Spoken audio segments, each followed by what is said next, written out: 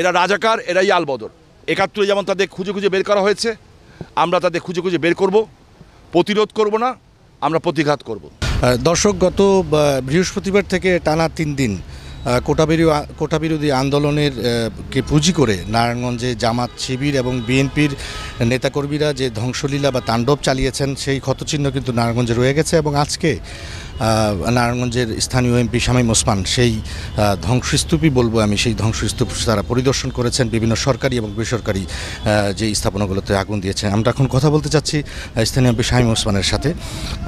শামীম ভাই, নারায়ণগঞ্জে যেই তাণ্ডব লীলাই আমি বলবো, যে তাণ্ডব চালিয়েছে, আমরা যতটুকু খবর পেয়েছি যে এই তাণ্ডবের যে অংশ নিয়েছে তারা বিভিন্ন জেলা থেকে বিভিন্ন মানুষ এসে আগে থেকে তারা এখানে ছিলেন, অবস্থান করছিলেন এবং পরে সেই তাণ্ডব চালিয়েছে। এটা তো একদিনের ঘটনা নয়। আপনি কি মনে করেন যে এটা পূর্ব পরিকল্পিত এবং অনেক দিন ধরে এটা পরিকল্পনা করা হচ্ছিল? জি, আপনাকে ধন্যবাদ।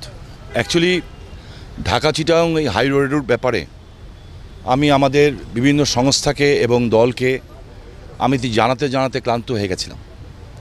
একটা সময় মানুষ ভাবতো আমি বোধহয় খুব বেশি প্যানিক করি কিংবা ভয় পাই, বাট আমি বাস্তববাদী। আমার চোখের সামনে যা হচ্ছে আমি সেটা দেখেছি।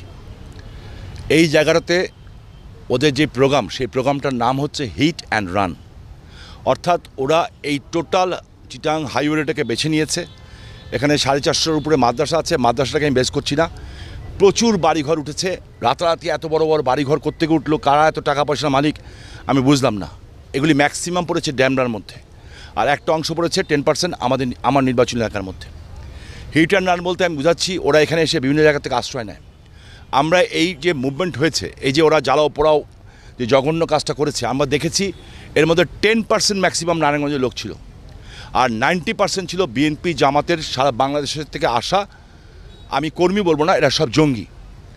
জঙ্গি না হলে দেখেন পিছনে নম পার্ক পুড়িয়ে দেওয়া হয়েছে, বাস পুড়িয়ে দেওয়া হয়েছে, ওখানে স্পিডবোট পুড়িয়ে দেওয়া হয়েছে, পাসপোর্ট হাউস পুড়িয়ে দেওয়া হয়েছে। এটা আমার কাছে সাবজেক্ট ম্যাটার না। আমার কাছে সাবজেক্ট ম্যাটার হচ্ছে যেটা আমি মানতে পারিনি, একটা সাংবাদিক, মহিলা সাংবাদিক, বাচ্চা মেয়ে একটা, সে তার সাংবাদিকতার দায়িত্ব পালন করতে গেছিলো।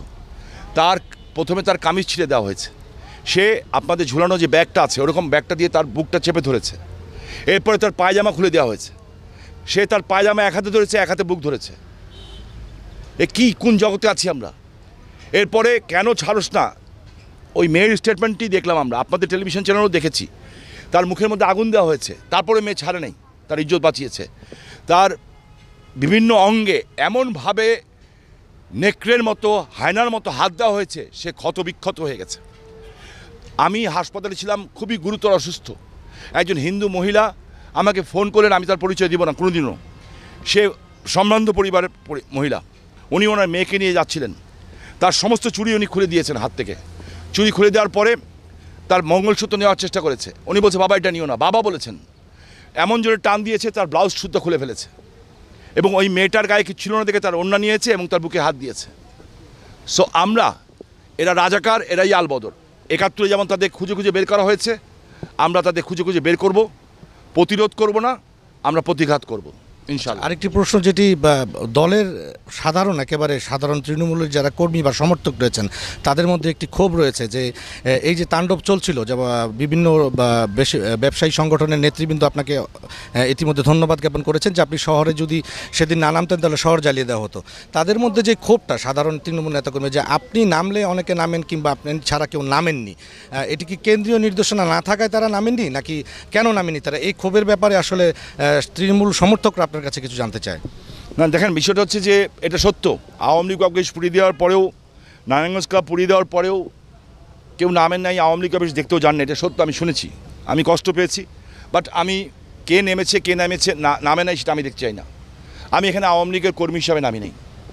আমি বঙ্গবন্ধু আদর্শের সৈনিক, শেখ হাসিনার কর্মী এবং একজন মুক্তিযোদ্ধার সন্তান হিসাবে রাস্তায় নেমেছি। যারা আমরা মুক্তিযোদ্ধাকে ওন করি, আমরা সেই হিসাবে নেমেছি। আমরা দলীয়ভাবে এখানে নামি নেই।